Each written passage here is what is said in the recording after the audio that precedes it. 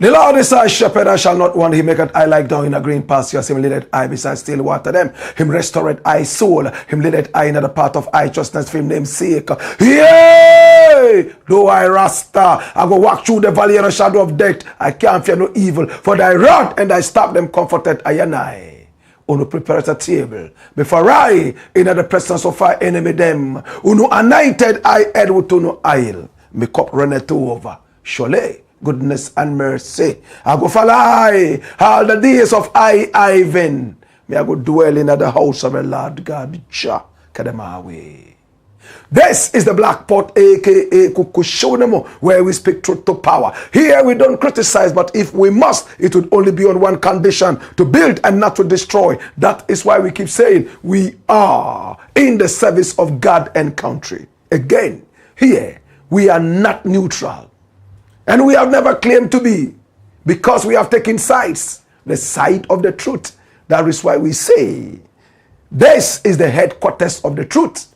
This is the address of the truth. This is the Black Pot, aka Kukushonemo. And here we speak truth to power. And my name, Black Rasta. Now in every African home, traditional, there is a black pot, and each time this black pot sits on the fire, there is something super sumptuous cooking. Ingredients of so many different types, shapes and sizes, aromas and even flavors. Put aside all their differences and relocate into the black pot, where they are subjected to some really good amount of heating. At the end of the day, they produce sumptuous food in all its palatability for the nourishment of the family, in all its entirety. That is what we literally do here. We pick up ideas from all walks of life, all and sundry, the rank and file of our people, and then we subject this to some really serious forensic scrutiny, after which we tease out the creme de la creme of all these ideas and use that for the development of our people, our continent, our land. This is the Black Pot, aka Kukushonemo, where we speak truth to power. We are live on Facebook. We are also live on YouTube. You can also find us on Instagram, on X, formerly called Twitter, and on TikTok. We are there, ticking and talking with the hands of patriotism. At this point, I want to say welcome to the family with a salute of patriotism. Fellow patriots, I want to say thank you so much. We appreciate you and we love you. We never take your time for granted. We always would love you and keep you. Please share the broadcast so many other people can be part of this.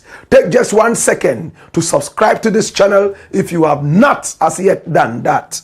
Remember to hit on the notification bell so that each time we are on, you will be reminded to watch. This is the channel of truth, the address of the truth. This is where we speak truth to power, ultimately. Oh yes. Today we have 4 very important issues to look at, and they are deep, neck-wrenching, and I need you to be part of this. If you are ready, please take a walk with me. Come along.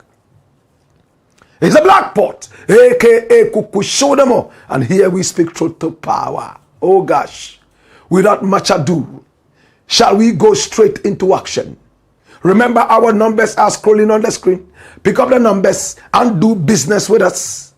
Maybe you have a story you want us to follow up on. We are so good with that.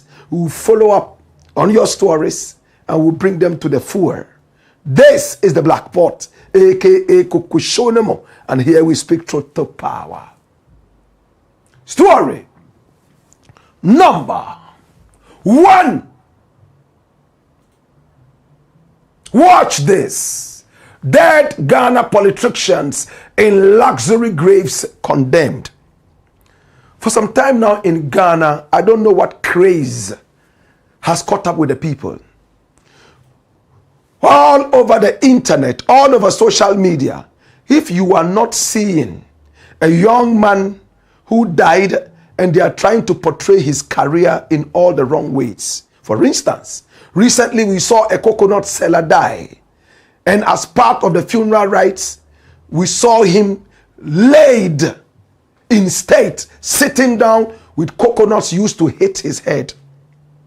We saw the other day a barber die right here in Ghana, and they sat this man in state. They didn't lay him in state. And another barber was trying to shave his head. In another video, the dead man had some kind of machine in his hand to clip hair. My brother, my sister, in some cases, we see fishermen put in canoes, dead fishermen. And at the funeral, people cry and dance. For me, it's a mockery of the dead. And we don't show the dead any respect. What happened to Ghana? In the days when we revere the dead, in the days when we showed so much respect to the dead, especially those who led a very good life. When I was growing up as a little boy, in fact, we feared death as little children. If a man died in a house 200 meters away, we were always scared to even go around the area, especially in the night. But today, it looks like people play with the dead. They mock the dead and do a whole lot of things. But there is more. When it comes to politicians in Ghana, after stealing our money whilst they were with us here alive, when they die, it looks like we try to magnificently portray them as great human beings. We lay them in state exorbitantly. We drive all the fast cars around them, parade all their wealth, and then we bury them in exotic graves. My brother, my sister, people have started condemning this. I'm going to take you through a list of politicians or people related to politicians who died recently and the kind of graves they were buried in and what came out of that. Come here. Now, the very first one I would like to look at, Sir John. Sir John was a dirty politician who stole from us. He belonged to the NPP. He was the director of the forests of Ghana. You could call it forestry. And whilst he was alive, he stole from the people of Ghana. He had land allocated to himself in Ramsar sites. Sites that were reserved for the nation in forest reserves. Sir John had a way of twisting the laws, breaking the arms of the laws, and allocating those pieces of land to himself.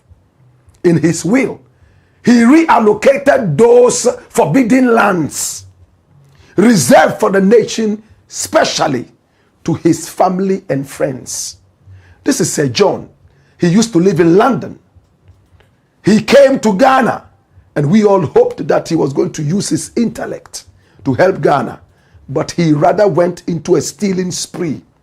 And when he died from COVID, you know what they did?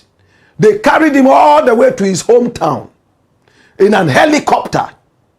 In fact, helicopters hovered around the funeral place. One was where he was sent to, and they gave him a burial that looked like it was a burial reserved for kings and people of honor. Did they forget that he was a common thief? Did they forget that even in death, he was still stealing our land? Look at where Sir John was buried. And it's a shocker. Look at it. Look at where Sir John was buried. He died from COVID-19 in the days of COVID. after stealing our land, stealing from the people of Ghana, engaged in illegal mining, aka Galamsey. Look where Sir John was buried. My brother, my sister, in an area that still has issues with accommodation. In an area where the people are so much backward in terms of material things and even beyond. That was where Sir John was buried. Dash it away.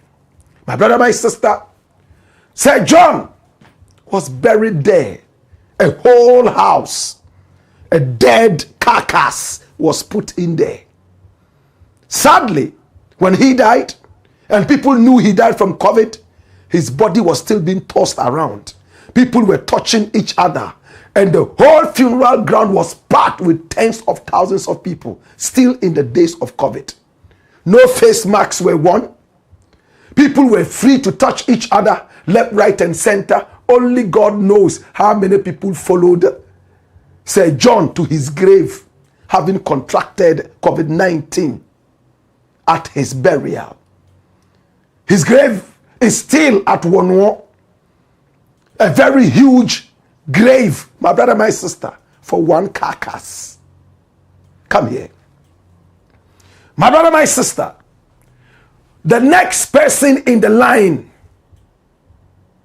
let us go straight and talk about this other person who died, the wife of the president of Ghana, a former president, John Agyekum Kufuor. This pretty woman was a nurse, a trained nurse, very honorable woman, beautiful by all standards. She stood by her husband. I remember an interview she granted after casting her vote. And she seemed to be angry that she was almost asked who she voted for and who she expected to win. I remember that interview like yesterday. She was an honorable woman. She tried as much as possible to stay away from the focus lights of politics in Ghana.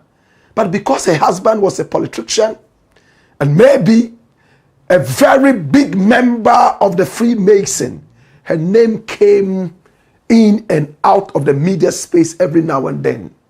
This is the woman we are talking about. A very beautiful woman. My brother, my sister, she died. And when she died, she was buried in a house that we are told cost about $1 million American dollars. And that house was built for the former president by a businessman.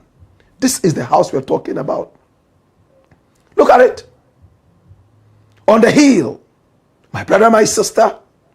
And when you go into the house and see how exotic, how beautiful this house is, you would ask yourself, woo, what a house. This was where we are told she was buried. And this house was built for the former president by a businessman right here in Ghana, owner of Angel Broadcasting, my brother, my sister network. This is the house built on the hill. And that's her final resting place, we are told. Dash it away. Number 3. Let us go straight and talk about another man who died and was buried in a very huge grave. And Ghanaians were shocked. He was a man of God. Brother, my sister, how many people remember this man of God? He had his church right after Wager, going after the bridge and the toll booth. His church was located right on the left on your way to Kaswa. He had a beautiful church. He was an astute man of God who was also doubling as a politician, because he was a man who didn't hide his political colors. He was an NPP man, and he loved NPP. He prophesied several times for the sitting president, even before he became president. And I'm talking about Nana Addo Dankwa Akufo-Addo. This man of God here called Pastor Anthony, Bishop Anthony, whatever title you want to give to him, had buses that carried his followers to the church. Oh my God. Many were those who believed that he had so much powers until he was hit by a stroke. And when the stroke hit him, many were those who couldn't believe it.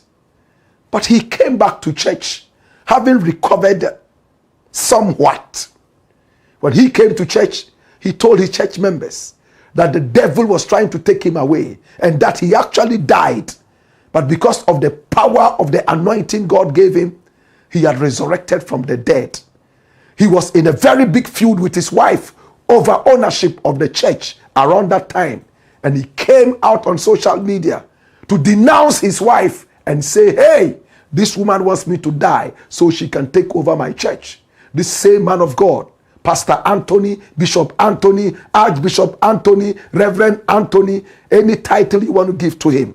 This man here, a few days after he went to the church, he broadcast to his church members on social media that God had told him they should buy him a white car. The church must buy him a white car, and he will ride that white car to the church. He died a few days after. And when he died, many were those who came to the realism that yes, every man will die. It doesn't matter how anointed you are. The president of the republic, Nana Addo Dankwa Akufo-Addo, was at his funeral. He went there in pomp and pageantry. We are told that so much money was voted into the funeral by the sitting president. And look at where he was buried. Look at where he was buried. A man who was politically affiliated. He had the support of politicians. He was a man of God, yes. Look where he was buried. And when you compare this to the church building itself, you would ask yourself, it looks like we are more interested in the dead than the living. This was where he was buried. Go and look at the church building. See the cracks in the walls. Look where he was buried. My brother, my sister, dash this man away. Now the next person we want to look at was a former deputy finance minister, John Kuma. John Kuma became ill. In fact, many were those who knew what sickness he had. He struggled through it. His wife is also a woman of God, a prophetess, who was a church on the Wager Junction. My brother, my sister, John Kuma died. Another member of the NPP. When he died, oh Lord, there was a by-election in this area. A Jusu area there. And then he was buried. Look at where he was buried. Natives of Ejusu mistook the place to be a boutique. When they were passing by and they saw the building, they thought that it was a boutique. Look at it. That was where John Kuma was buried. That's it. My brother, my sister, exotic in a country that struggles with accommodation. A country that has a lot of street children sleeping out there. Politicians seem to be so interested in being buried in exoticness. That is the grave of the mighty John Kuma. Finally, dash him away. And come here. Finally, recently we lost another MP. He was called Eneskumi. In fact, he had strived so hard to become a lawyer. He died. A few days later, it came out that he had qualified to be called a lawyer.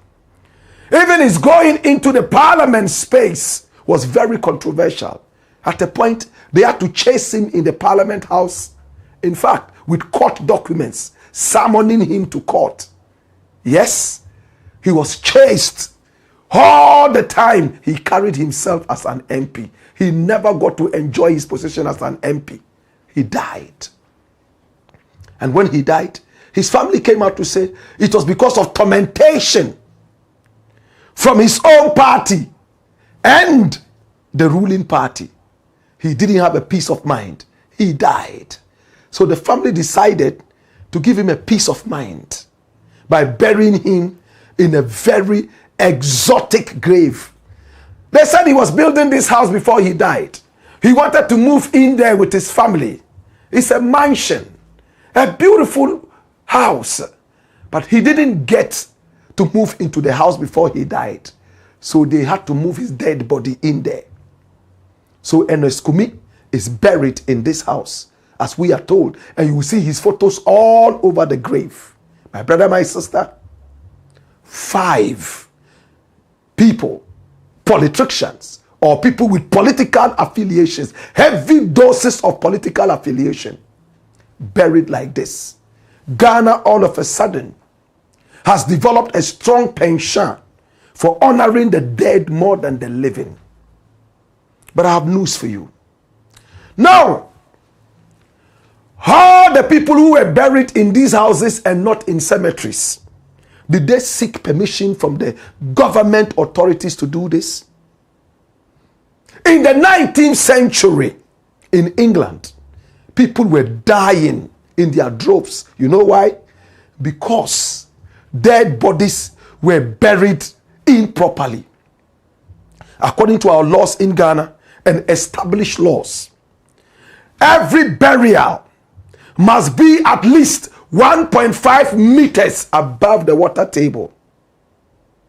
And it must also be at least 30 meters away from every source of water. Do we look at that? Now, when you bury a human being, especially in a shallow grave, the body starts to rot. And when it does start to rot, it releases fluids which are injurious to the environment. When these bodies get in contact with water, they might spread into our water sources, and when we drink this water, we might get gastrointestinal diseases. Some of us might even die summarily, depending on what killed these people that we buried. That is why it's not by chance we have to bury people in cemeteries. And before every burial, we must bring specialists, experts, to look at the grave size and the depth of the grave, having been very sure that these places are far away from water sources and, of course, higher than the water table. Are we looking at this? Now, it's not by chance dead people have to go to cemeteries. Now we are burying people in where human beings live. Is that not a danger to human life? Are we thinking about this? What are the laws in Ghana? Are they being tightened up, executed, administered to the letter? If we are not careful, very soon, prostitutes are going to be buried in penis coffins, and they will be stripped naked for human beings to come and have sex with them in order to, in quotes, honor them and their prostitution. We have already started seeing dead mechanics who are given motorbikes to sit on, even in death, to make a mockery of a certain celebration of them. Why is it that our culture seems to love dead people than the living ones? Dead Ghanaian politicians in luxury graves, whilst there are a lot of youth who are walking on the streets there with nowhere to lay their head. Many would ask me, Kwame Nkrumah is in a very beautiful grave. What do you say about that? Come here. Yes. Kwame Nkrumah's mausoleum, you can call it a graveyard, has more than just a grave. That's one. And two, it's an economic site. How many people will leave America, England, Japan, Korea to come and look at the grave of Sir John? Even people in Wono, how many of them will get up and intentionally say they are going to the grave of Sir John? If anything at all, they are going there to hide and do a quickie at night, but not to honor any such person. How many people will get up and intentionally go to visit the graves of all the other people? But many shall come from all walks of life to visit the grave of Kwame Nkrumah. It brings money to us as a people. It honors our founder in one way or the other. Remember, it's a business entity, and at the same time, it's honorary for the people of Ghana.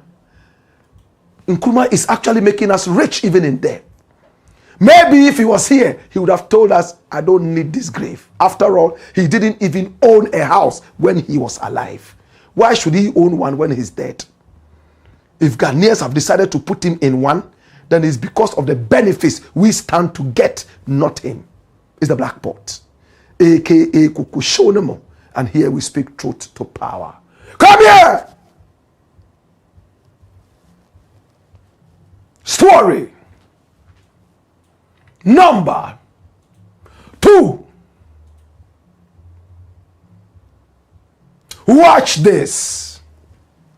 International plot to kill Ghana's DETTY December revealed.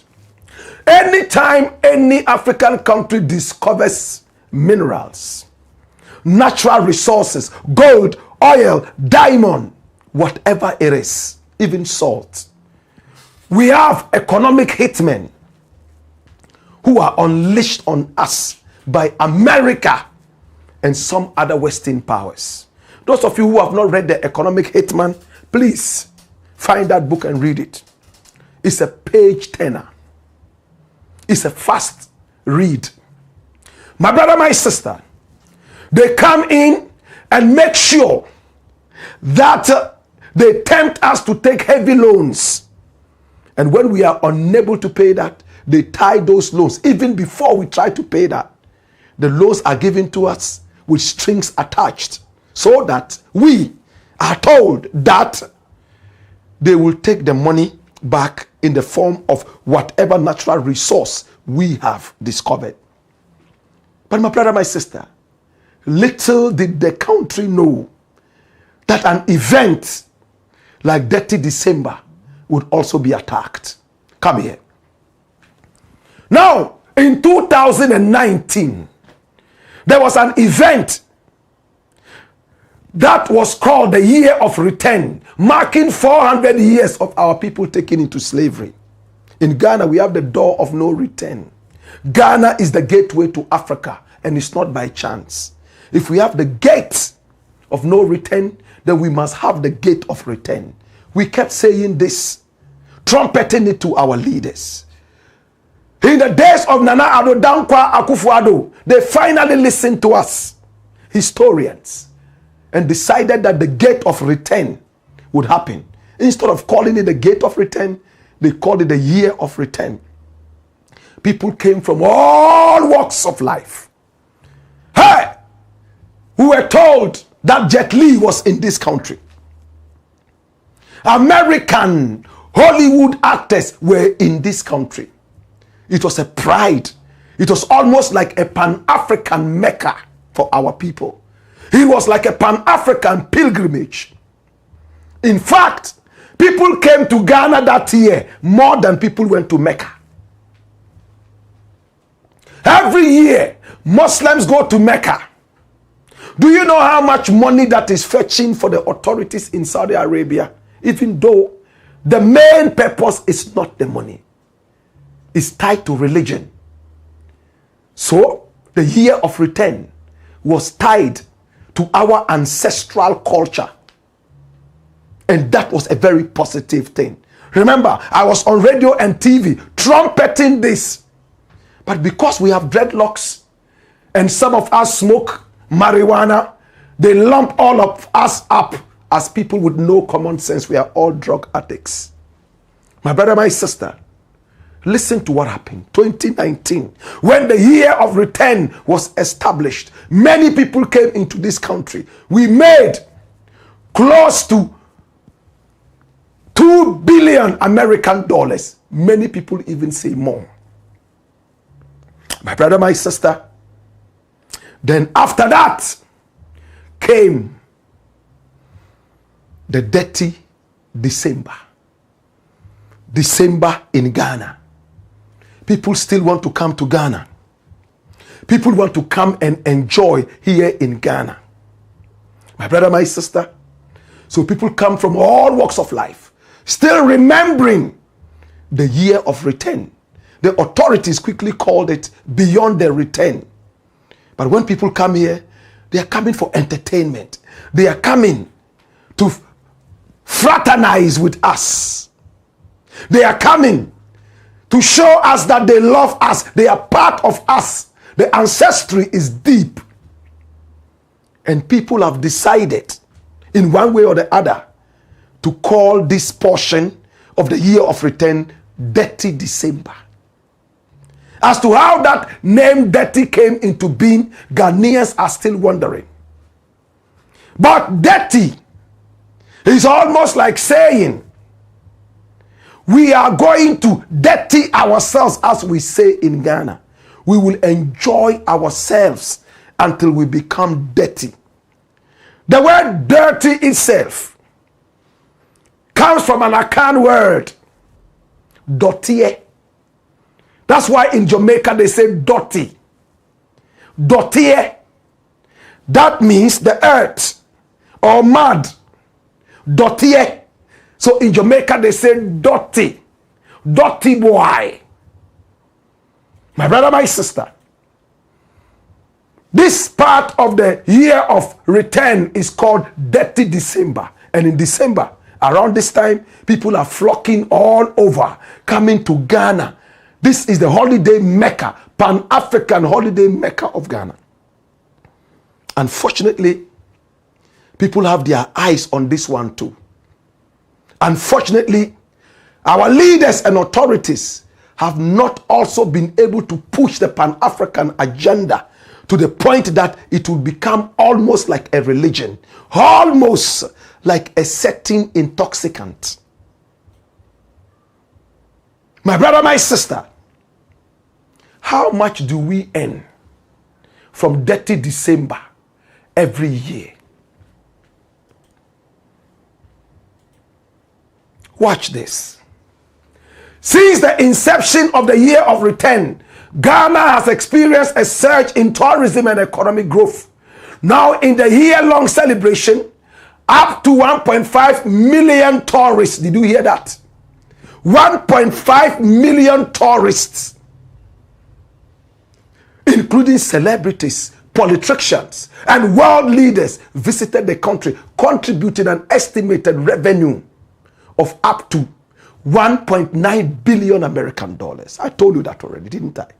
Now, the tourism sector witnessed an 18% growth in international arrivals from the Americas, Britain, the Caribbean, and other countries. Now, the total airport arrivals increased by a staggering 45%, almost 50%, showcasing the substantial impact of the initiative on the nation's economy. Now, the estimated spending per tourist, each of the 1.5 million tourists who came, the average estimated amount they spent while they were here was what? Almost 2,000 American dollars. And that even increased with more years coming up. Now, this influx of revenue underscores the economic significance of Dirty December and the year of return activities on the Ghanaian economy. Dash it away. And this information has been verified from the Ministry of Tourism and so on and so forth. My brother, my sister, remember the Minister of Tourism at the time, who was so excited. She came out and said, yeah, we made a lot of money from the year of return. She diverted the whole idea. There's no day the authorities in Mecca will come out and announce on radio or TV, Oh, this year we made a lot of money from the people who came here, the migrants. No, that is not the purpose, even if it is a significant part of it. They would rather talk about the number of people who came and how they accommodated them. But these idiots came out, yeah, we made a lot of money, billions of American dollars, when Ghana Airways was not there. Which flight was bringing them in? What happened to Ghana Airways? My brother, my sister, that's for discussion another day. Come here. My brother, my sister, now there is an international plot to stifle and kill the Dirty December. Left to me alone, that name should be changed to Ghana December. Ghana December. My brother, my sister, because the word dirty itself already has a certain kind of notion. It's almost like people come here and have sex, use drugs, and misbehave. Now, a few days ago, a lady from America by name Ariana Maki came out and announced to the whole world how she came to Ghana, and policemen in Ghana kidnapped her and demanded money from her. According to her, the policemen who kidnapped her did not have name tags, and their police vehicle had number plates covered, and she gave them 150 American dollars, and another person added 250 American dollars to make it 400 American dollars. And because of that, she went on the internet wild like the Hamatan fire, destroying the name of this country. If it was true, why not? So authorities went in to try and find out how true this story was. Come here. And what did the police see? They released a statement. The police in Ghana. What is contained in this statement? Police investigate viral video of Ariana Naomi Maki, an American citizen allegedly kidnapped and robbed by persons purported to be officers. Dash it away. And when you read it, when she was questioned, you said you were in that car and the car was an Uber, right? Do you have the name of the Uber driver? I don't want to reveal. You said you were together with a Ghanaian. Can you give us the name of the Ghanaian so we can advance our investigation? No, the Ghanaian friend doesn't want to be involved in this. You yourself, you said you saw no names. You said you saw no car numbers. Which part of Ghana were you kidnapped in? I don't remember because I'm a stranger. Okay. When they kidnapped you, tell us exactly, because we're going to get the American authorities to help investigate this. She went back on social media and deleted that video. And she's beginning to talk to bloggers to pull everything down. My brother, my sister, we will not honor her by playing that video. But when you look at it, this lady looks like a junkie who has been sent to come and help to destroy what Ghana all of a sudden is building strong. Unfortunately, our neighbors in other beautiful African countries, I want to call them our sister nations, are also interested in having something like the year of return. We know Nigeria was so interested in duplicating the year of return, which is beautiful. We applaud that. I love Nigeria. And they tried something like that. But of course, it wasn't as huge as the original year of return. But with time, we will all get it right. A success for Ghana is a success for Nigeria.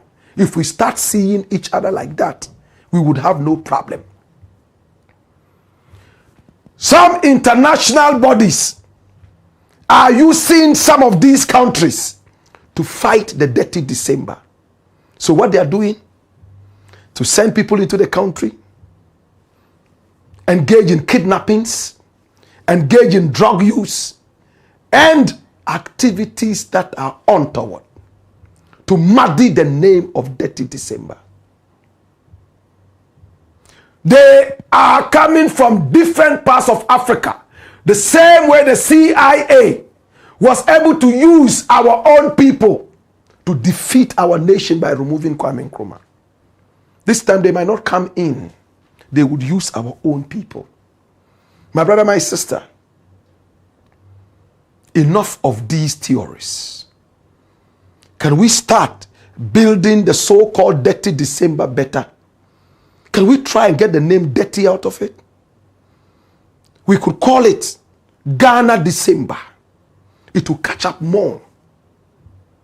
Ghana December is a very good brand. Everybody would come into this nation because of Ghana December. When we start deliberately calling it Ghana December, anything dirty that could be associated with Ghana December would advise itself, because Ghana is a decent country. But as long as it is called Dirty December, it doesn't matter the spelling. It's word, sound, and power. We would still associate dirty things with this. This is to the authorities. The police must stand up strong around this time to be able to deal with miscreants, or else this fowl that is laying the golden egg, the cow that is giving you the golden milk, once they die, my brother, my sister, Ghana would cease to be the holiday mecca of Pan-Africanism. We would have to strive for another how many years in order to get there. We went to the IMF and the World Bank. How much were we begging for? 3 billion. If the so-called Dirty December gave us half of that, why do we have to go around begging? This is what the West doesn't like. The West would always want to keep you begging so they can manipulate you. After all, the man who feeds you controls you. The moment you are trying to be independent, they will kill your independence so you continue to become dependent. I hope our leaders are listening to this and infuse a lot more into the Ghana December. Strong, powerful cultural activities. My brother, my sister, tourism is a huge department. Don't joke with it. It's the Black Pot, aka Kokoshonemo. And here, we speak truth to power. When we return, we got more. Hey-ya! Hey-yo! Woyo!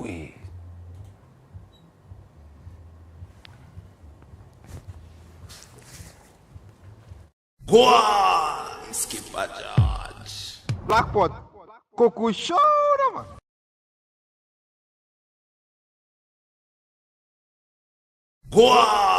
Skipper George. Blackpot, Kokushona. Skipper George. Blackpot, Kokushona. Skipper George. Blackpot, Kokushona. Skipper George. Blackpot, Kokushona. Skipper George. Blackpot, Kokushona. Skipper George. Blackpot, Kokushona. Bawa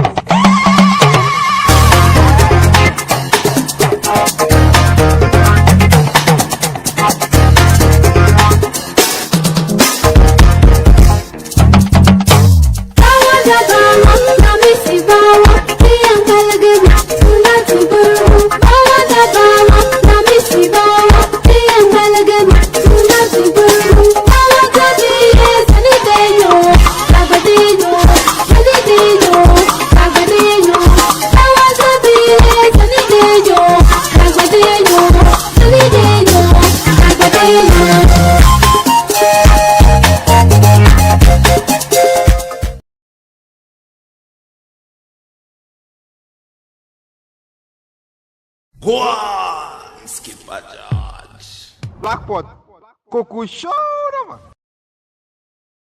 Go on, Skipper George. Blackpot, Cuckoo Show, man. It's the Black Pot, aka Kukushonemo. And here we speak truth to power. If you haven't subscribed to this channel yet, please do me the honors. Hit on the subscription button.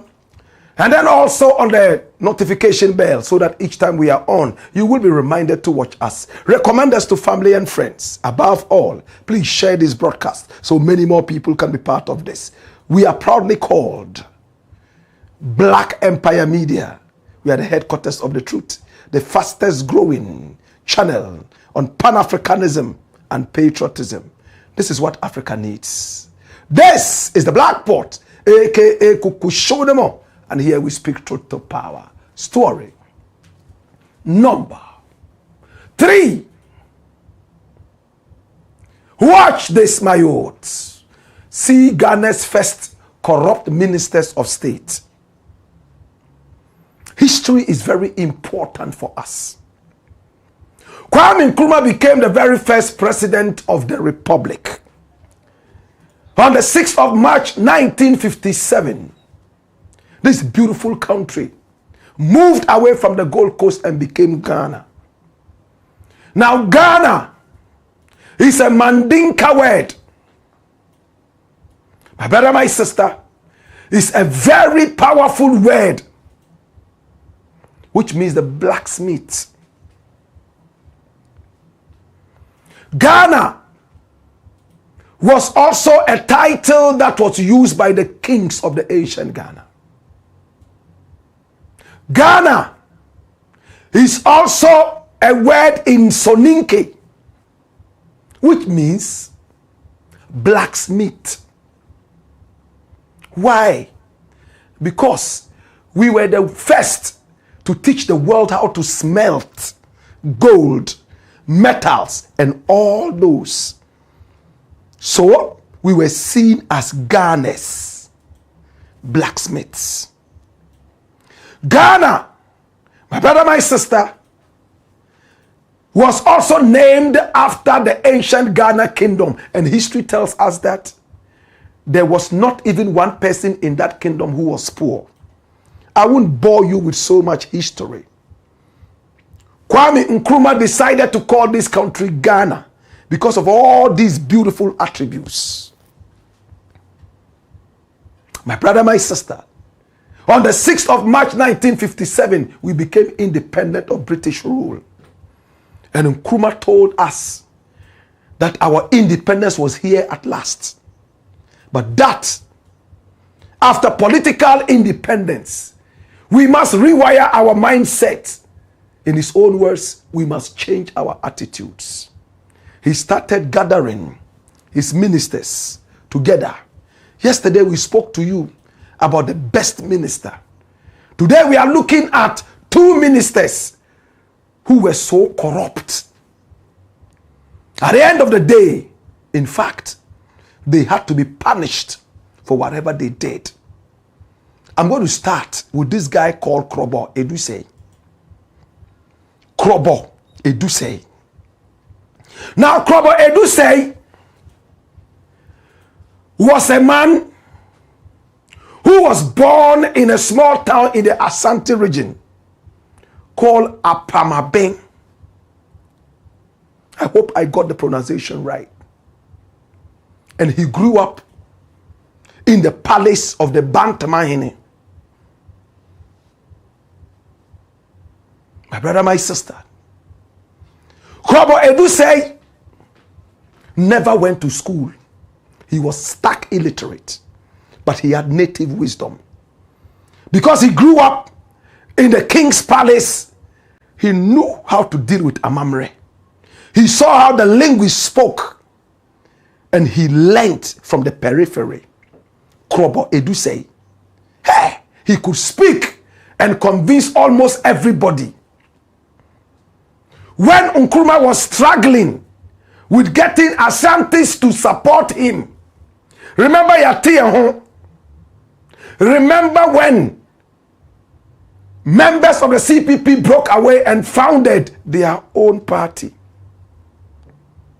It took Kwabena Edusei from the Ashanti to speak to his fellow Ashantis, his fellow Akans, to support Kwame Nkrumah. He had a following because he came from the chief's palace. My brother, my sister, when Kwame Nkrumah met with him, he promised Kwame Nkrumah that he would change the whole narrative, and he succeeded. So Nkrumah came to love him. And when he became president on the 6th of March 1957, he drew Kwabena Edusei close to him. He said, Kwabena Edusei, I know that you've not been to school. You can't read and you can't write properly. But I'm going to use you as an example to the rest of the world. You are creative in the head. It's not all about writing and reading. I'm making you a minister. He ended up making Kwabena Edusei 3 times a minister of state, minister of agric, minister of the interior. He even started with minister with no portfolio. Kwabena Edusei became one of the most corrupt. My brother, my sister, he had a wife called Mary Edusei. And this woman called Mary Edusei was a pretty woman.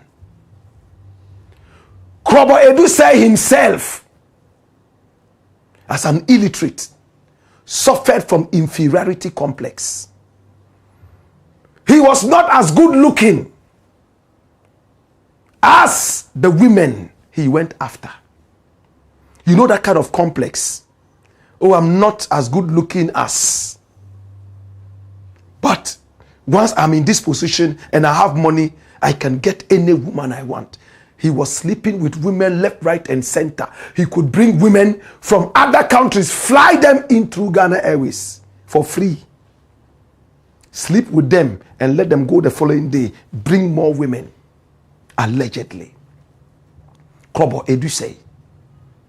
He was corrupt to the core. His wife, Mary Edusei, was a slave queen. She loved to slay. And she lived in London. Come to Ghana, go to London, fly around. She saw a golden bed in one of the shops in England and decided to buy the golden bed. It cost 8,400 British pounds. That was in 1961. She bought it.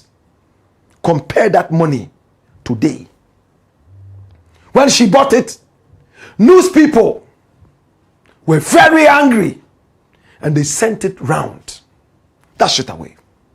That, hey, Kwabena Edusei, who used to move from ghetto to ghetto, smoking weed with the weed smokers, gathering all of them, all the downtrodden. Today, he is sleeping on a golden bed. At the time, Kwabena Edusei had been able to buy about 29 houses in Ghana and London. 29. And how much was his salary? 13,500 pounds annually, the whole year. That means his salary was about 1,000 pounds a month. He had millions. He threw money on his slave queens. His wife, Mary Edusei, could go anywhere in England and behave like the Queen of England. After all, there was some stolen money at her disposal. And when the news came out in Ghana, and even in the British press, hey, Kwabena Edusei couldn't take it. He told his wife to return the bed. The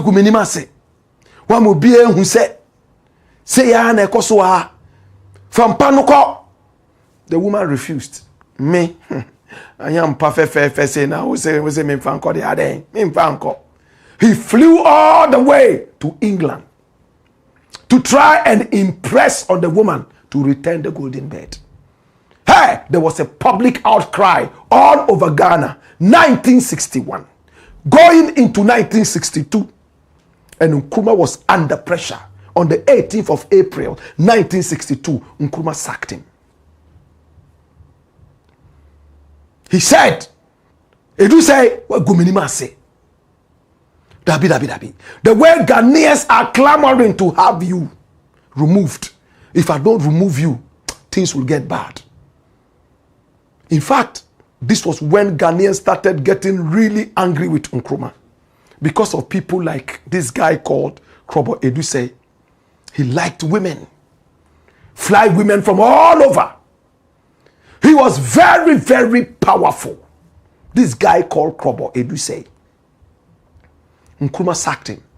There were later reports that Nkrumah brought him back later after a couple of years and made him a Greek minister. But that is not confirmed. My brother, my sister, Krobo Edusei was one of the most corrupt. When Rawlings came, he seized a lot of Krobo Edusei's houses. He was even imprisoned. Krobo Edusei was stinking corrupt. Come here. Now the second person we're going to be talking about was also a minister in Kwame Nkrumah's days. He was called F.Y. Asare. We don't have a photograph for him. He was an Greek minister. And somewhere in 1962 thereabout, a certain businessman approached him. And that businessman was Henry Kojo Jaba. Henry Kojo Jaba. He was a very handsome Krobo man. This man here, very handsome, light-skinned, very flashy. He drove some of the best cars. He loved his tradition. He was a businessman. He was not a government appointee. He approached the Greek minister and told the Greek minister about some deal. And what was the deal about? To supply spraying machines for Greek farmers in Ghana. And they agreed. They went through a certain fictitious company called FMS. Farmers Market Syndicate. And through that FMS, which was a non-existent company, this man here and the Greek minister at the time, Yawo Asare from Buem, came together and stole more than £1 million. The exact amount, 1,052,500 pounds. That was how much they stole from the people of Ghana. 1 million in 1962. My brother, my sister. And after some time, Nkrumah got to know. But before Nkrumah got to know, the very young Henry Kojo Jaba went to give Nkrumah a gift. What was the gift? A car. My brother, my sister. So here you see him in a photograph, handing over the keys of the car, allegedly. I cannot confirm this independently, to Kwame Nkrumah. And Nkrumah accepted the car key. This is the handsome 26-year-old at the time, I am told, handing over the key to Kwame Nkrumah. My brother, my sister. And boom, the story came out. Nkrumah got to know, he jailed F.Y. Asare for 21 years in 1965. Henry Kojo Jaba himself was jailed. But good for them, there was a third accomplice whose name was not mentioned in Nkrumah's book. Those of you who know Nkrumah's book called Dark Days in Ghana, I have a copy here. Those of you who want to read it, you might borrow it. Better still, go get your own copy. It's in that book. How F.Y. Asare disappointed him. Henry Kojo Jaba was a young man, less than 30 years. They came together with a third accomplice who was a government worker and stole over £1 million. Nkrumah jailed them. 21 years for FY. This was 1965. And listen to the interesting thing. The following year, Nkrumah was overthrown and everybody was freed. That's the politics in our country. Whatever the previous government has done is wrong. So when we come, we will undo everything. They broke factories that Nkrumah built, broke his statues, burnt his books in bonfires, and so on and so forth. So F.Y. Asare from Buem, who was an MP for 2 terms, was freed. And then he went into fishing. He died in 2004.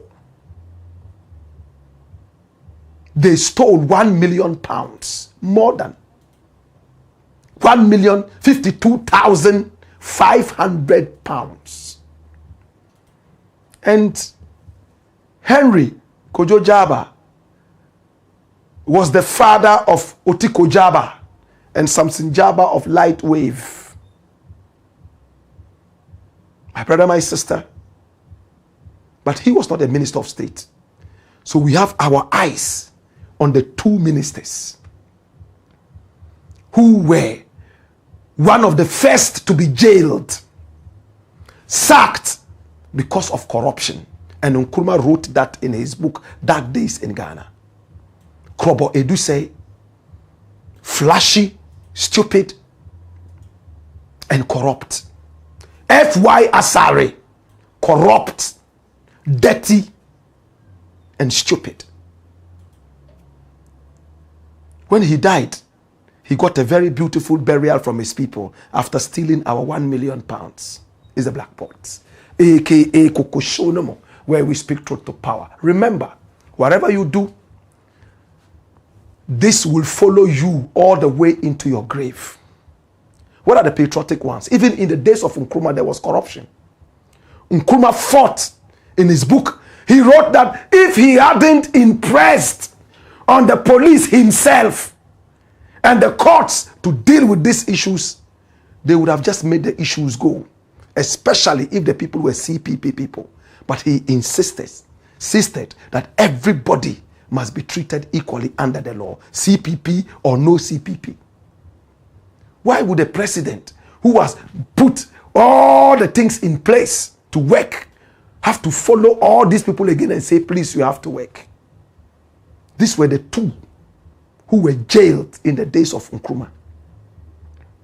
Sacked. One was sacked, thrown away, and the other one jailed with all his accomplices for 21 years. And now it's so rife, stealing, corruption. If our country must get better, we must hold patriotism so dear to our chest. What is patriotism? Loving our country. Simple. If you love your country, you will not do anything bad to hurt it. It's the Black Pot, aka Kokoshonemo. And here we speak truth to power. When we return, we have a final story. We shall also take your comments. Hey ya! Hey yo! Woyo!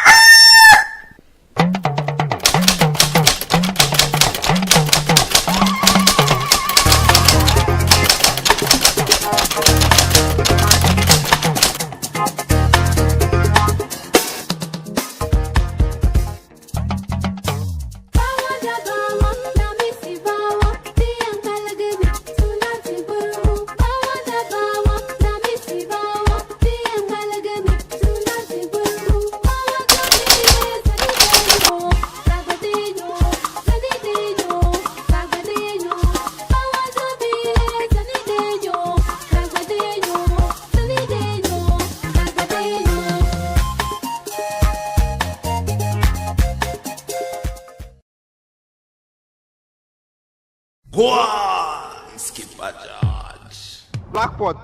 Cuckoo show them, man.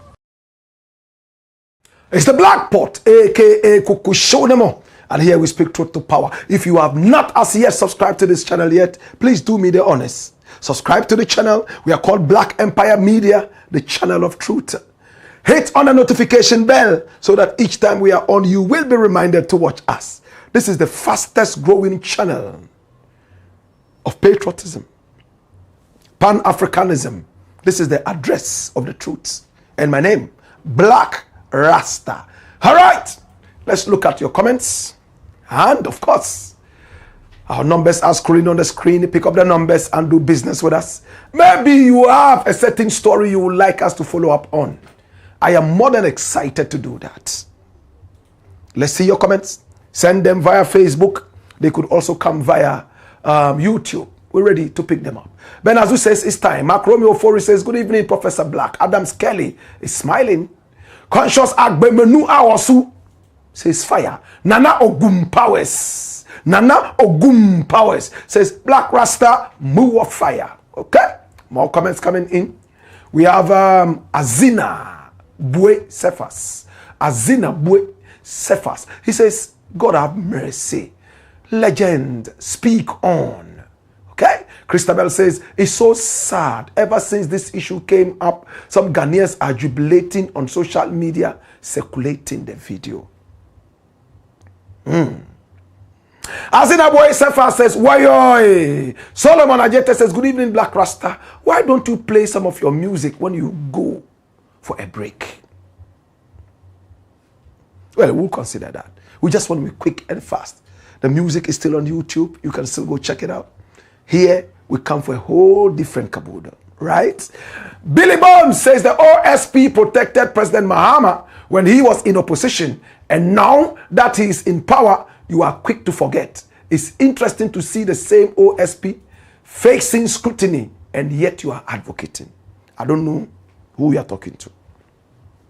I don't know who you are talking to.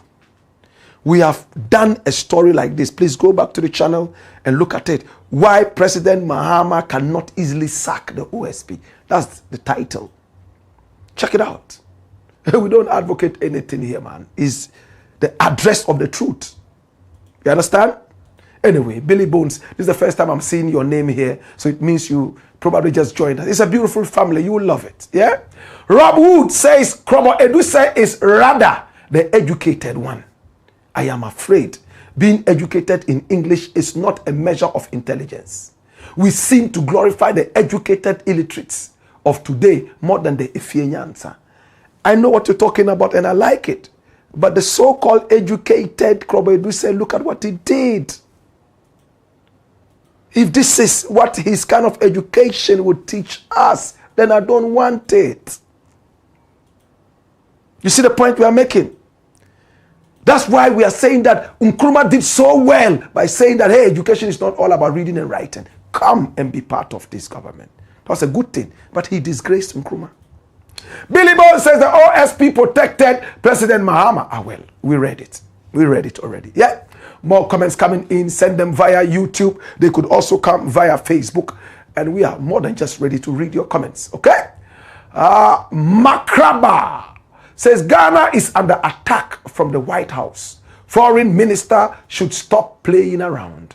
And Christabel says, Black Rasta, God bless you, my brother. You are very wise. Respect.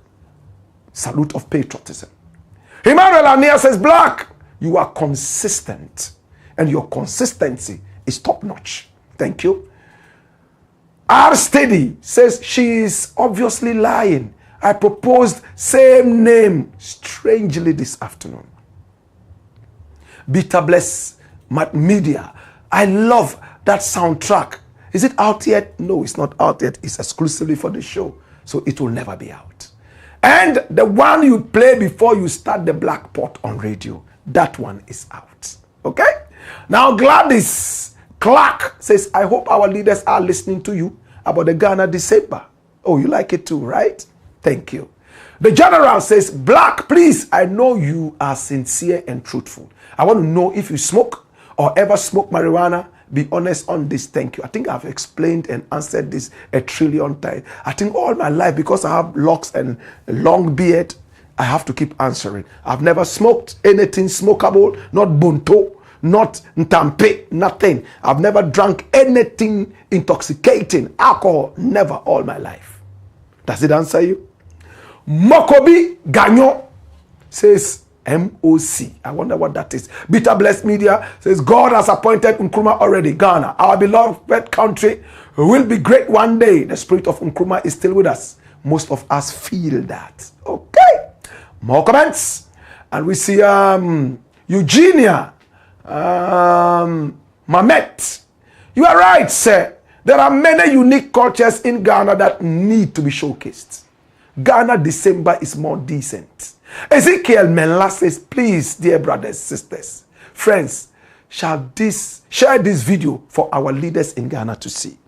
Thank you, Ezekiel. Ezekiel says, the Ghana December video, cut it out, share it all over the place, share the link so everyone can see it. Thank you, Ezekiel. Gibrin Cesar says, share the video, guys, share.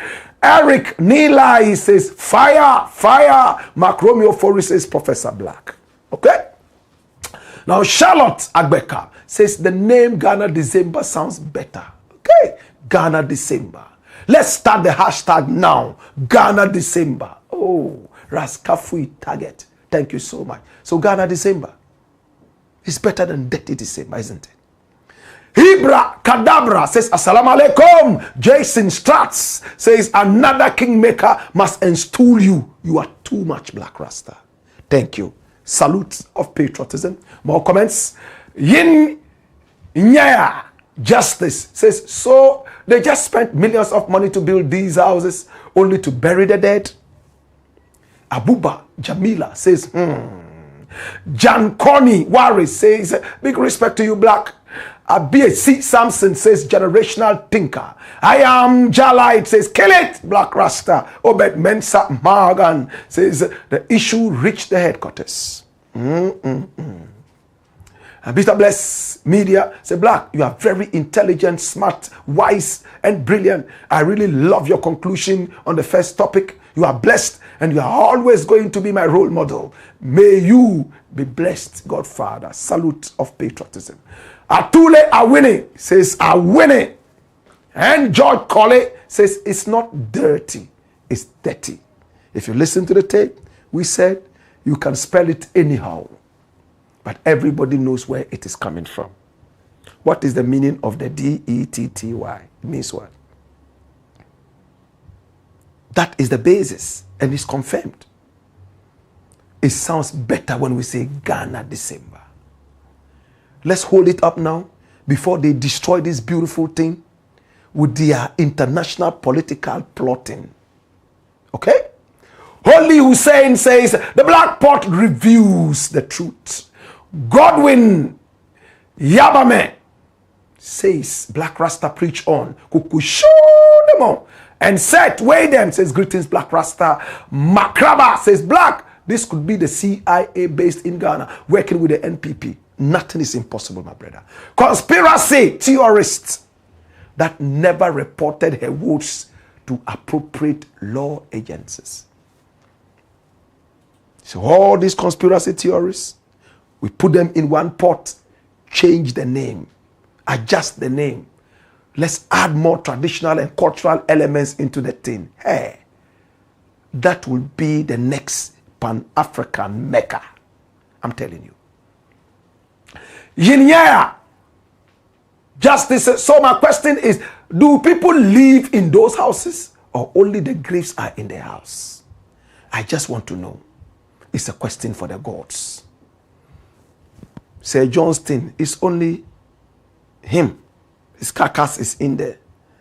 And when miscreant boys and girls want to have a quickie, they wait when the darkness falls, then they jump in there and give it to each other. Ras Oko Kofi Sunmun says, I am not sure people live there. Mark Apam Jr. says, please let all bury the NPP this way. Wanyo, the meal in the black pot is ready to be served. Bring your bowls. Share, share, share, share. Watching live from Canada. Okay, Macapam Jr. Ezekiel Menla says, God bless you, Mr. Blakk Rasta. Love, respect. More comments will come right after the last story. In the interim, this is the Black Pot, aka Kukushonemo, and here we speak truth to power. Story number 4. Watch this. Why the world must watch this fresh Ghana-Israel Cold War. Hey, how many of you have seen in the news what is happening? The news reel is bustling with Ghana-Israel. Hey, listen, some Ghanaians went to Israel. And it was not just Ghanaians. It was a protocol Ghana mission. They were going on a certain cyber mission invited by Israel. And when they got there, they arrested and detained some of the protocol members. It took the Ghana embassy and the foreign mission to negotiate and mediate with the Israeli authorities in order for some of them to be released. The rest of them were locked up and deported back to Ghana. And this was a governmental mission. And Ablakwa got angry. You know what he did? Ghana also just deported some Israelis in retaliation. If you can deport us this way, then we are also going to deport you. My Joy Online has captured it. Ghana has deported some Israelis from Ghana, and they have returned to Israel. You see it? Ghana deports 3 Israelis in retaliation for unjustified deportation of Ghanaians. Government commits to amicable solution, and this is today. Written by Ebenezer Afenyi Dazi, the 10th of December. And look at the time it was published. 3:46 p.m. 1.5 hours before we started this broadcast. Run the story. Now the government of Ghana has deported 3 Israeli nationals in direct response to what it decries as ill treatment and unjustified deportation of Ghanaian citizens by Israeli authorities, a movement to safeguard the dignity of Ghanaians abroad. According to a press statement released on December 10, 2025, the Ministry of Foreign Affairs, the decision came after 3 Ghanaian nationals were reportedly deported from Israel under unacceptable circumstances. As a result, Accra moved swiftly to expel 3 Israelis who had recently arrived in Ghana. In announcing the decision, the Foreign Affairs Minister, who shared the statement on his Facebook page, opened it with, "The government of Ghana has been compelled to activate appropriate reciprocal action by deporting 3 Israelis who arrived in Ghana earlier today following the ill treatment and unwarranted deportation of 3 Ghanaians. Both governments have now agreed to an amicable solution." Hey! Dash it away. Come here.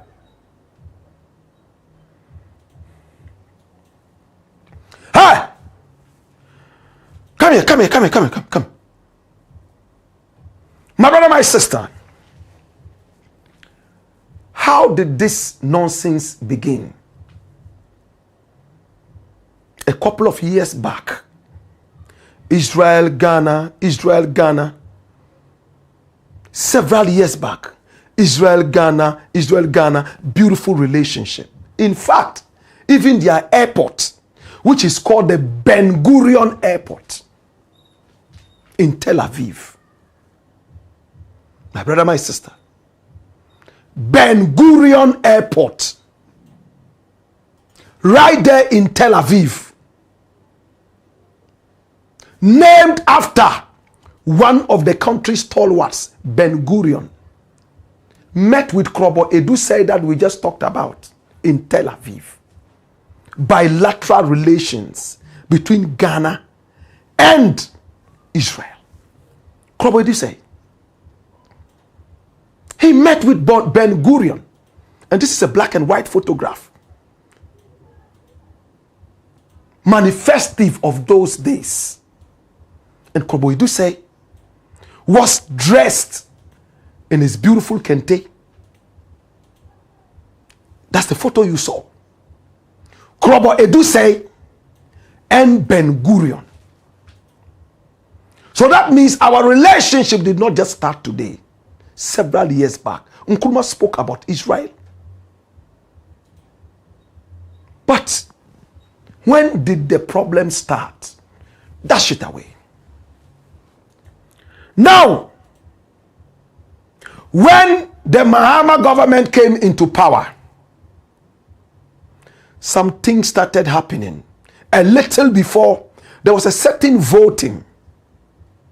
Israel, Palestine. Israel, Palestine. Israel, Palestine. And Ghana decided to vote accordingly. And Israel got angry. Now the ambassador of Israel to Ghana is called Roy Gilad. Roy Gilad was angry that Ghana had voted in a way that favored Palestine. And he came out so vehemently against Ghana. This man is a devil. He came out vehemently, and a Blakk responded. What did a Blakk say? Respect our sovereign rights to make independent decisions based on our long-standing foreign policy principles. A Blakk tells Israeli ambassador, even in the days of Nana Addo, Ghana voted in a way that did not favor Israel. And for that matter, Israel became angry and was talking. Remember that this was the same Ruwe Gilad who said that Ghana will never ever enter Israel visa-free. Do you all remember that? When they were talking about visa-free, oh, Ghana is now opening its doors to so many different countries in the world and all that and all that and all that. And the whole world is trying to open borders now. When this man was interviewed, he said, never. Ghana, it won't happen anytime soon. Ghana to have an open visa into Israel. And now they are deporting protocol members who are going on a national mission. This guy, a Blakk fired back. If we cannot enter your country visa free, you can't also come. But out of the beautiful diplomatic ties we have had in the past, if you want to behave the way you are behaving, let it come. Ghanaians in Israel are going to begin sweating and fretting. The authorities are going to start coming for you, those of you who are illegal. And it could end up making this government unpopular. Vice versa. Israelis in this country who are also illegal will be sent back to Israel. And it can also make the government unpopular. All because this guy doesn't seem to be handling things right. We've always had a peaceful relationship, bilateral relationship, diplomatic relationship, almost excellent. My brother, my sister. Now it's all over in the news. Headlines, flash them all over. About this Israel-Ghana issue. Look at this. A Blakk urges Israeli ambassador to respect Ghana's sovereign right to make independent decision. Ghana summons Israeli ambassador over airport detention of MPs. MPs were detained. Can you imagine that? MPs, Ghana MPs were detained. We all remember when Ras Mubarak was trying to enter Israel. He was actually going to Palestine. They blocked him at the border and threw him back because he had been criticizing Israel. That's childish. A critic of your nation should not be allowed into the nation. It's different if he's a terrorist, isn't it? Look, the country I traveled to, dash it away, and have the worst humiliation was Israel. Find out if you see some photos of me in Israel. Blakk RASTA in Israel. I went to Israel a few years back. I think 3 years or 4 years back. And when I went, it was in December. I went to all those wonderful historical places. When I arrived at the airport, you know what happened? One of my members, me and 2 others went. 2 of us were allowed in. The last one, they said, oh, no, he hasn't traveled to so many countries. I said, oh, look at it. We've traveled all over Africa together. This is my PA. I said, no, but he's too poor. I said, what? Too poor? Interestingly, that was the guy sponsoring the trip. How do you know he's too poor? Because he's not traveled around the world, so he's poor. Can you imagine that kind of judgment? Finally, they said, put your passport down. You have all the world's visas in there. If you don't bring this guy back, then you won't get your passport. I said, take it. The other person who we're traveling with also had so many visas in his passport. He added his passport and said, take it. They were still not satisfied. They went in there. I think they Googled me and realized that, oh, okay, this guy is a heavyweight in one way or the other in Israel. And I'm telling you the plain truth. Then the gentleman came back to me. I think that was a security, cyber, whatever. Another department. So, oh, you're a musician. Oh, you are a very important personality in Ghana, Africa, blah, blah, blah, blah. That was where I gave him a copy of my CD and said, oh, no. His work will not allow him to take it, but he will go online and buy it. So he asked me for the details and I gave to him. They asked us to go in there. In fact, my friend was so angry, he didn't want to enter. He wanted to go back. I calmed him down and said, let us go. He was angry. But they gave us our passports back and we went in. When we went to Palestine. You all know that I met with the president of Palestine, right? Mahmoud Abbas. I was on Palestinian TV and some other such places advocating peace, equality. My brother went to the place of Jesus's birth, the Jordan and all those places. And when I was returning to Ghana at the airport, I had the worst humiliation. First, they broke the lock of my bag and put a certain note inside that they had to search the bag, so they broke it. But they had a video showing that they didn't take anything out of it. If I wanted, I could come for the video. Just because I had an Israeli muffler that Mahmoud Abbas gave me. When they saw those things and some other things, hey, they searched me like a criminal. They made me take off my turban. They ran their hands in my hair like a forest, putting their hands in there and telling me left, right, and center. They made all of us remove our shoes in the cold. The same friend of mine who was not going to be allowed in the first time started shivering. He said, please, can I wear my shoes? I am freezing. They said, oh, wear your shoes. Look, they wanted us to feel that if you are big in Ghana, you are nothing here. Israel. In front of me, some Nigerians had come on a pilgrimage, like the way Muslims go to Mecca. They were numbering about 17 to 20. And when they asked them, what are you coming here for? They said, oh, we are coming to pray. Say, can't you pray in your country? They sent all of them back. I saw it. They sent them back. Can't you pray in your country? Go and pray. Finally, when they were going to allow me to go, I was holding a pack of biscuits like this. I saw the biscuits, they were nice, and I just bought them. My brother, they said they had to test the biscuits. They brought a certain pin. Those of you who are immigration officers, you might know that pin. And punctured, it's like rich tea biscuit. Punctured it like a syringe. And then they pulled it out and went to test it. So it's clean, you can take it. I said, me. Do I know what is contained in that thing? Me. Take it.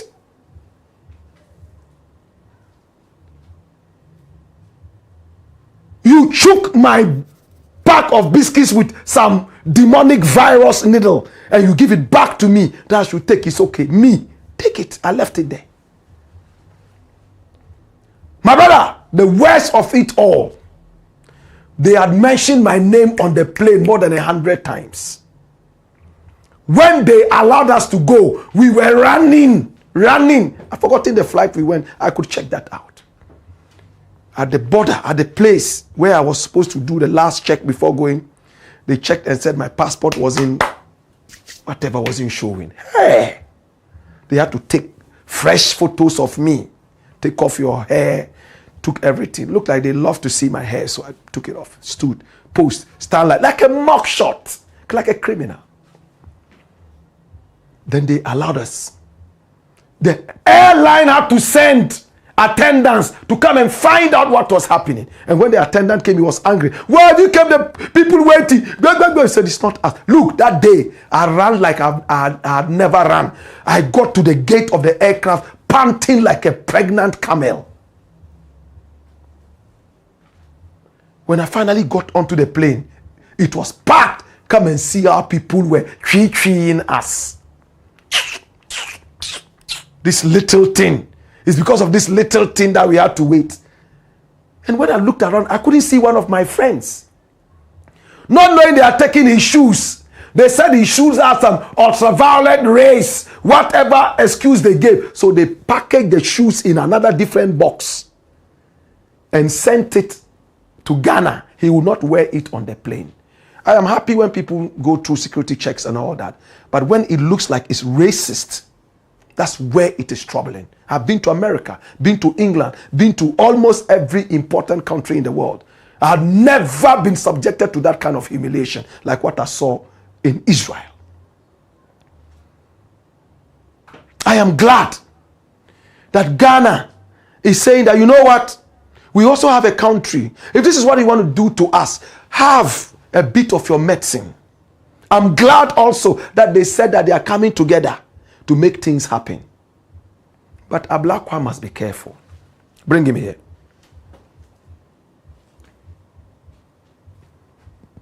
A black one, you must be careful.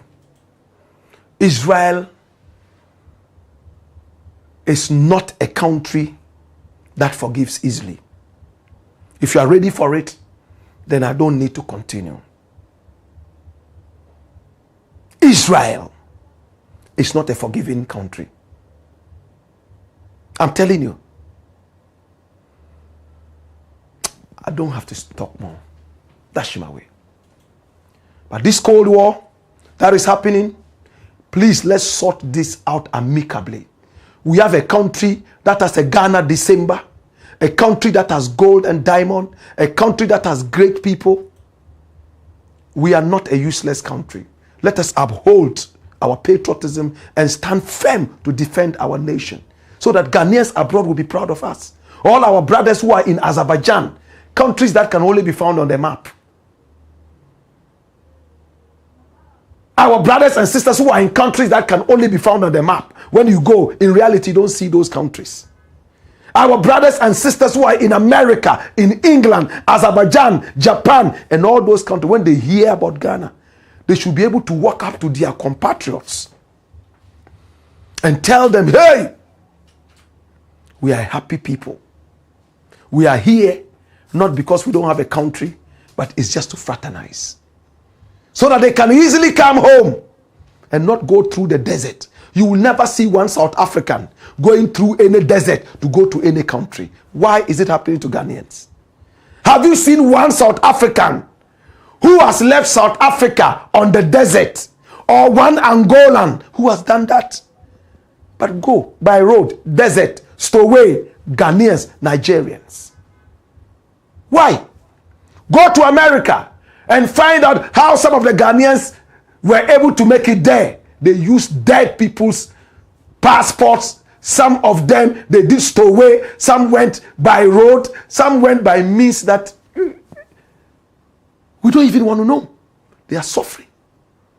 It's their right to return to a country that can suffice their needs and wants. That's why patriotism is important. We must love our nation, support the foreign affairs, Blakk, support the president. I'm glad Mahama gave the go-ahead for us to deport those Israelis. If you do this to us, who the hell do you think you are that we can't retaliate? We don't have the bombs. We don't have the weapons. If you are angry with us and you want to drop the same bombs you are dropping on Gaza, do that. You remember there was a time Blakk talked about Gaza. Get me that. He talked about Gaza. And he talked about the genocide in Gaza. The Israeli ambassador, the same Roe Gilad, responded immediately. They called Joy and told Joy, no, you can't say there's a genocide in Gaza. That's what they said. You can't say that. And he asked Blakk, what do you understand by genocide? My brother, my sister, we will not take sides, but we will take sides. The side of the truth is the black pot, aka Kukushonemo. And here we speak truth to power. I appreciate you and I love you. Let's see your final comments. Those of you who want to see my photos in Israel, just Google them. MCR was not able to get them. You know, you see me all over Israel in the days. I had a very beautiful time in Israel, despite all the, nuances and political underpinnings. We're able to go in there. We had fun. The most important thing for me was the historical presence. I went to the Aqsa Mosque, and prayed.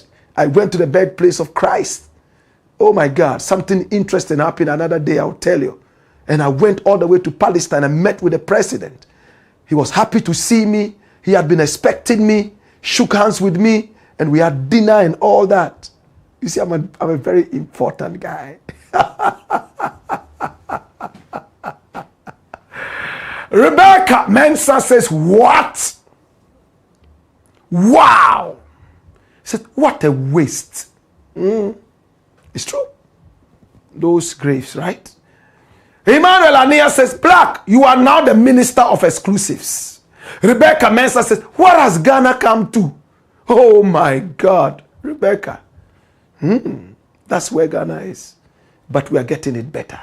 Emmanuel Ania says, Blakk, I am so addicted to the black pot hair. If I miss it for even a single day, I fall sick, honestly. Salute of patriotism. Mark says, Blakk, you forgot Opuni's mother. Opuni's mother. So you see, the list goes on and on and on. Rahman says, the spirit of patriotism must be instilled in our hearts and societies for the betterment of Mother Ghana. God bless you, Black Rasta. Come here. Woyoy. Samuel. Aya de Kun says, woyoy. Come here. More fire. Please, can you one day make a story on Jamaica? I love that country. Oh, we did one. I think 2 weeks ago. So check it out in the stories that you see on the channel. When, we went there and gave money to Jamaica after Hurricane Melissa. So check it out. It's a very beautiful island. I've been there. Have you been there? Okay, Beta Bless Media. Let's subscribe, share, and turn on the subscription button. Hit on the notification bell, and we will never be left behind. Comment as well. Thank you. And then JDS says, Blakk, beautiful outfit with colorful studio. Woyoy, more fire. Mohammed Bajer says, Mbiale, if yourself and the crew wouldn't be engaged on the 21st of December 2025, I'll be glad you join us on the streets of Ashaiman at the Nachimbe Youth Association annual health walk. Okay? We will see. So, those of you who are around there who would like to join, it will be a good thing. Exercise. Rebecca Mensah says, are you serious about these graves? Oh my God. What kind of world are we living in? Okay. Okay? It is what it is. JDSGH says, greetings, Blakk. We are live. Woyo. And then, Great Mamboro. He's saying, hey.